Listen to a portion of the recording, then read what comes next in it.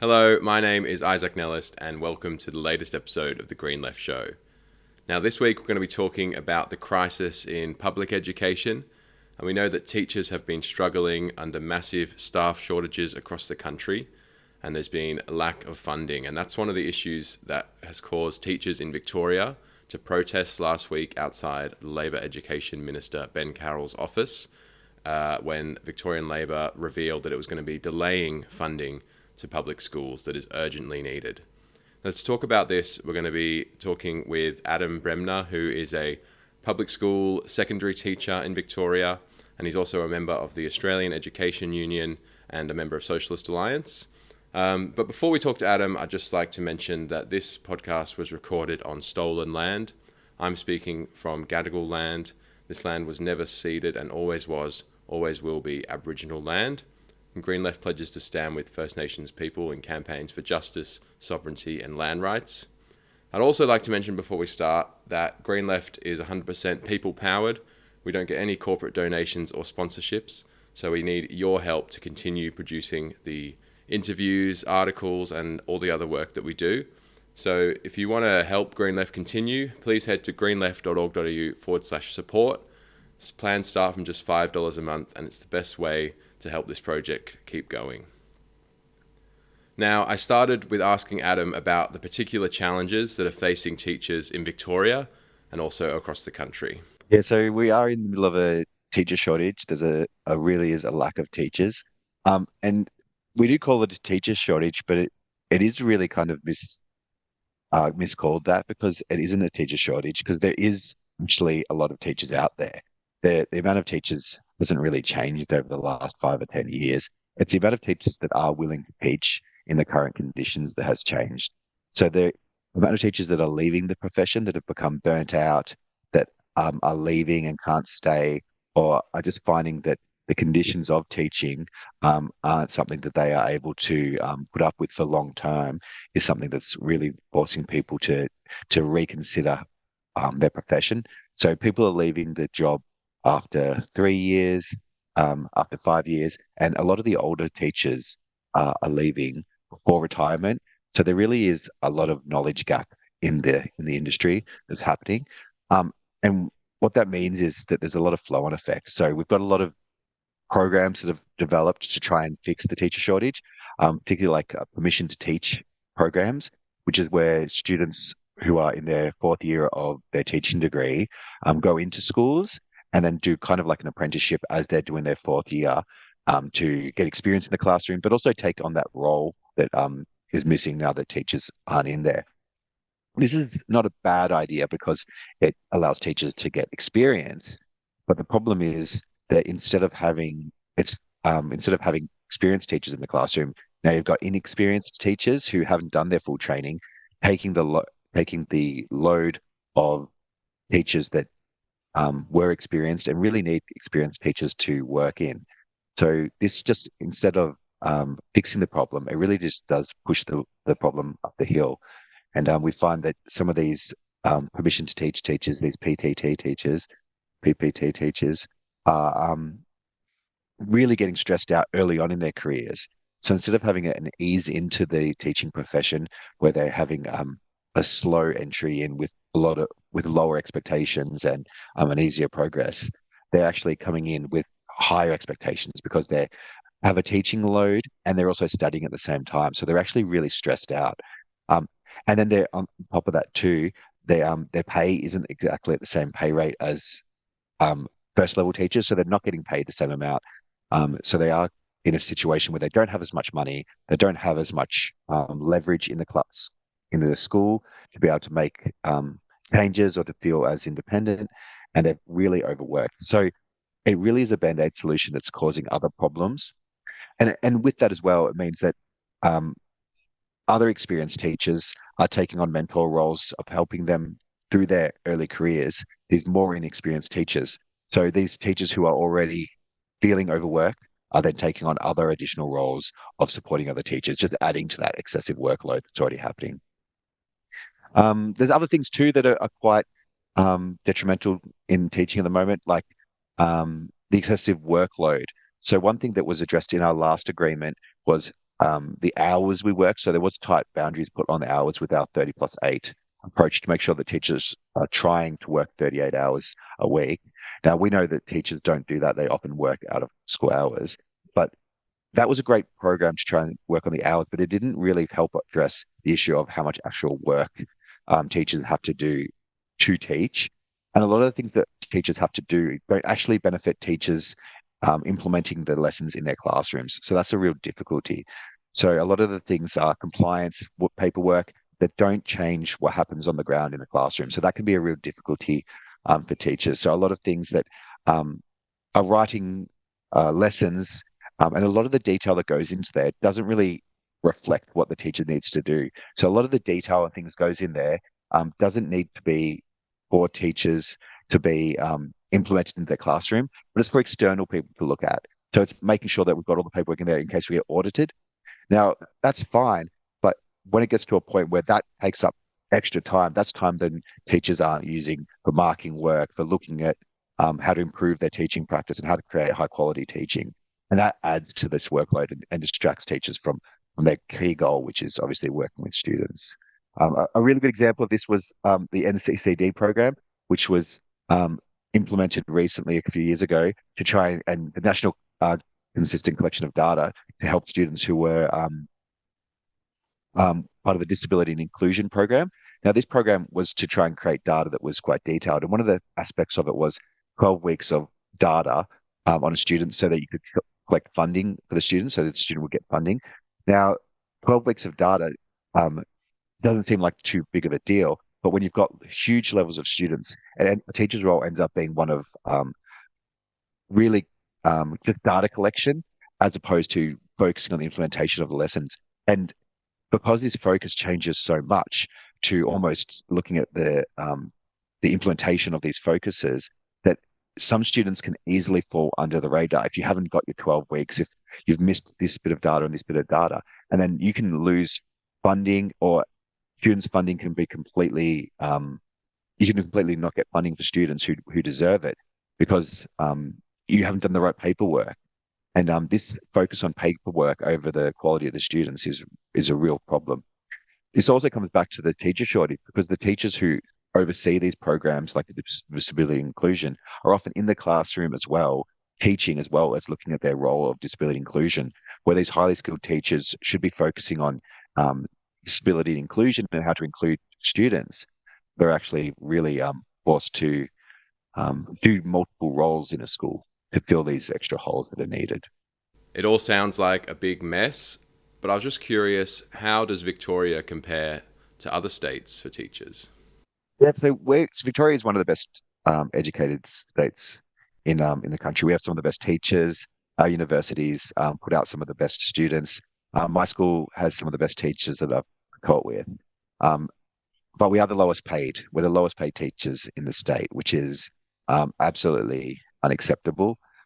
We have teachers who work in border towns, so like Moama Echuca, and they know that going across the border to the other state, they're going to be receiving a different pay. Going, you know, 5 minutes across the road is a different pay schedule. So that means that there is a difference in how much we're paid. Even though we teach a very similar curriculum, we all base our curriculums off the Australian curriculum, and we have high quality teachers. There is a difference in our pay, which is tens of thousands of dollars, which is not acceptable. Now, the Victorian Labor government had made some promises for funding for public education. What promises did they make, and what have they actually delivered? Yeah, cool. So after years of the unions pushing for to get full school resourcing standards met, the SRS, finally the federal government and the state government agreed to give us 100% of our funding, with uh, 75% coming from the state government and 25% coming from the federal government, which is the way that the state schools are funded. Um, we were really stoked when that news came out. We thought that was going to really make a change and really impact the way that we were teaching. We were really disappointed throughout the federal election when we found out that the federal contributions were going to be delayed till 2031. So that was disappointing because we need that money now. Then we've only recently found out when through the state budget that the state 75% is also going to be delayed, and they're going to delay that till 2035. So that's a huge impact for us, and that means lots and lots of kids are going to be disadvantaged from missing out on huge amounts of money. So we worked it out to be about, the union said it's $663 million in funding every year and $2.4 billion cut to public schools. And that means that that's the money that we're missing out each year. So that compounds for these students. So each year they are missing out each time. And learning is something that needs to be developed every year. So every year that they're missing out, these students are suffering and not getting the high quality resources and high quality things that they need to really excel in their education. One of the important things I think is that the school resourcing standard is what these kids need to achieve, get the minimum level of education. So when we talk about meeting this, we're not talking about the high level of education that our students really do deserve. So we're just talking about what these kids need. If we want to be having an education system that is world class and that's meeting all these other countries, the SRS standard is not what we should be aiming at. We should be looking at what well above this, which is what we as a country, if we look at education as something that we value, we should be looking at um, really spending the money to make this a system that is world class and much more above that. Um, it's been 17 years since Gonski was originally proposed. So that means there's at least three generations of students will go completely through from primary school and finish their VCE without receiving their full funding. So that means that there's many students who will be in conditions with too many students in with older facilities and not receiving the those extra benefits that could make small differences that seeing big changes to their lives, because education is something that affects you throughout your life. So the disappointment that we felt to this Labor government, for a group that says they are education focused, we've got on our number plates the education state, and then to see that we're not even having um, our kids taken care of, we just can't see what the priority is. Teaching is a field where we go to school every day and really focus on taking care of these people. And the least we could have is the resources that we need to do our job appropriately. Yeah, 100%. And like you said, I think it's a good point to point out that this funding is kind of the minimum amount that it's needed, not it's Mm. not like the union's asking for, exorbitant amounts of money. It's just what's needed to get a good education for the kids. I was just on a kind of a side note, I was just wondering, like, is there an idea of like when there's this promised funding, what exactly it's going to go towards? So obviously there'd be, hiring, the necessary teachers or upgrading amenities and providing resources. Is that kind of something that's already worked out, or does that kind of come after the funding's been delivered? I'm not sure what it will go to yet. So it's really hard to tell. There's so many, because we've been in such a deficit for so long, there's so many places that it could go. So it really is needed in so many different places. Um, we're not too sure where it will go. So we're hoping that it will go to educational support staff, because that's an area that we are needing more educational support staff in the classrooms. Facilities is something that it seems like the Labor government is happy to spend money on, but that's something that still needs lots and lots of change. And there's seems like they're only building new schools and not repairing the schools that already exist. So we're not sure what it will go, but honestly, the day-to-day running of the school is one of the most important things, just resources. It sounds crazy, but things like printing budgets, pens, these things that teachers are spending their own money on. I was in a really good discussion with a teacher the other day, just last week, about the best pencils to buy from Officeworks so you could get the best value out of your money to give your students. So discussions like that shouldn't be happening in a classroom. Now, the other kind of elephant in the room is that Australia has a two-tiered education system with public and private education. And we know that the private system also gets a significant amount of government funding, public funding, along with, the private donations that they get from parents and from other organisations. So I guess, what are your general thoughts on the disparity between public education and private? So I taught in the private system for a lot of years, and the teachers in there are wonderful people. And I think one thing that people don't realize is that private school teachers are paid the same amount as public school teachers. So people often go into the private sector thinking that the teachers are better or better paid or attracted because they are higher quality skilled. When the majority, in reality, they are just as good as any teacher. The state school teachers are able to teach as good as any teacher in any school. So there isn't a disparity in the quality of teaching. The teachers that we have in our state school system are as good, if not better, than any school system I've ever taught in. And I think that that's something we can be really proud of the high quality teachers we have.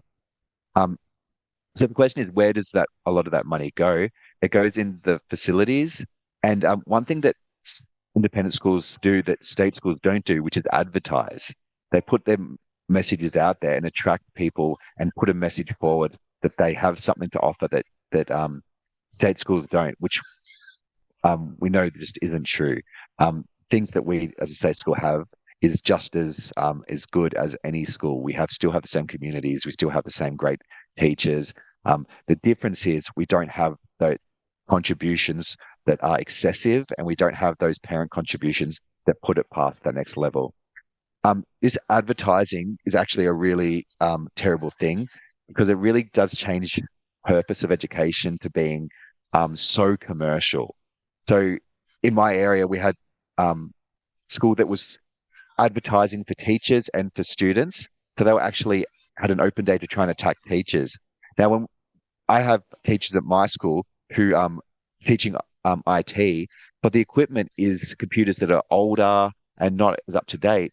And they go next door where they see contributions of parents making the teachers that the computers that are completely up to date, and maybe even have things that are excessive, like um, uh, virtual reality headsets was one thing that a private school near me had. Now, that is completely unnecessary for a classroom. No school needs VR headsets. But what that does is it sets an image that that's something that a school needs to learn. Now, no school requires that to help a classroom to learn. That is completely there just to attract students and appear that it's a different kind of education system. But it does help to attract certain people who are going to be spending the money at school. One really big problem too is that a lot of these contributions are tax write-offs. So the people who can spend money at these schools, they do, and they use this as an opportunity to put their money into the school and then write it off on their tax, lower their taxable income, and actually save money on themselves. So they're actually using these schools as a way to make their own situation better as well. So a lot of these really big schools are not just making money from the government, they're getting big tax grants, they're getting their pools built, they're getting these additional things that make their school more attractive.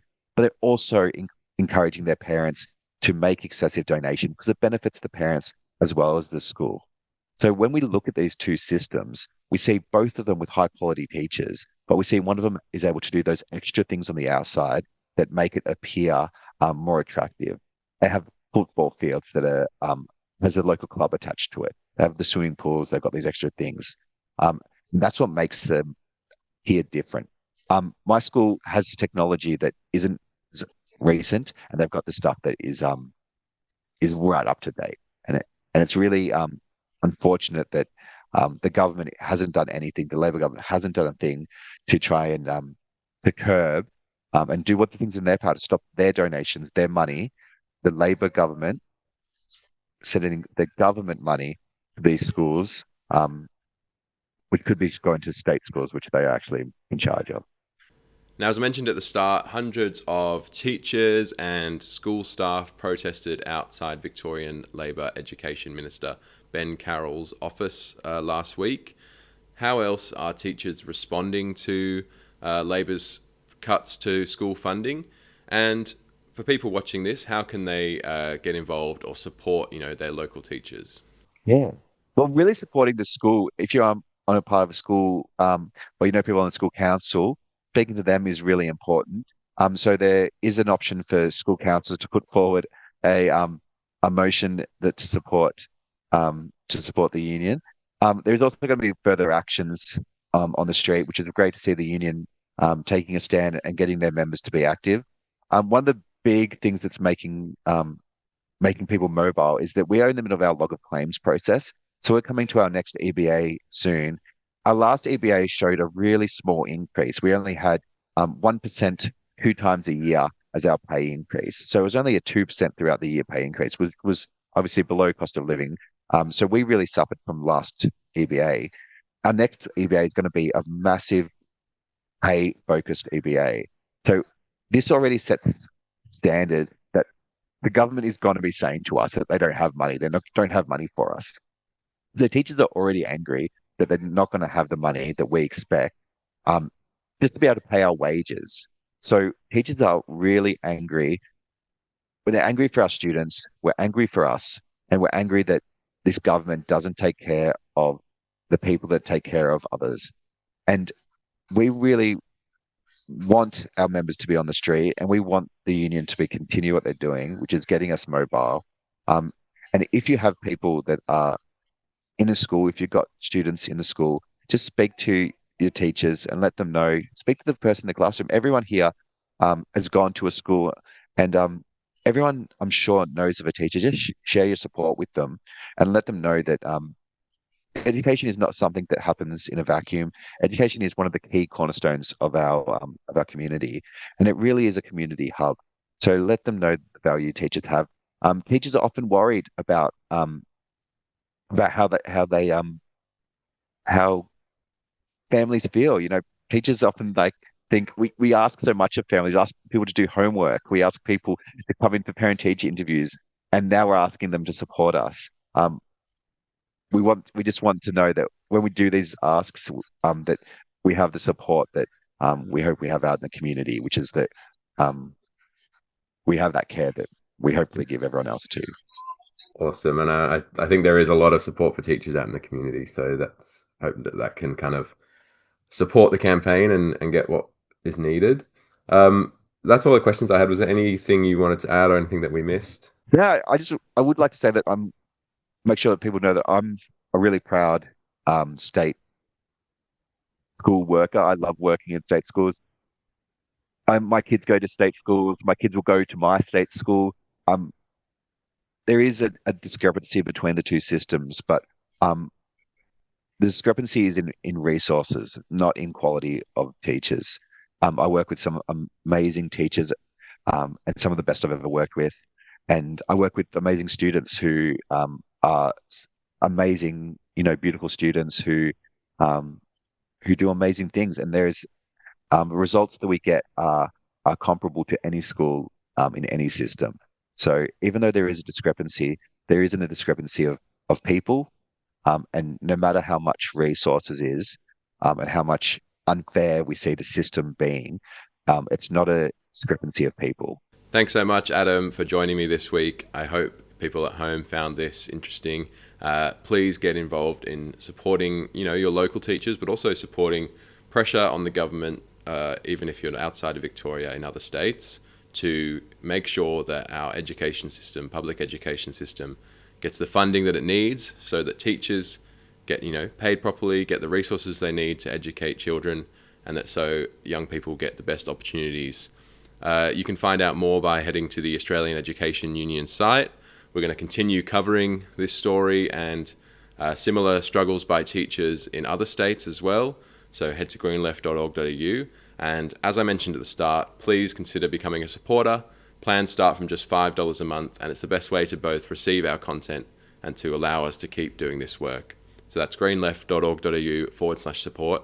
And we'll see you next time on The Green Left Show. Thanks for watching.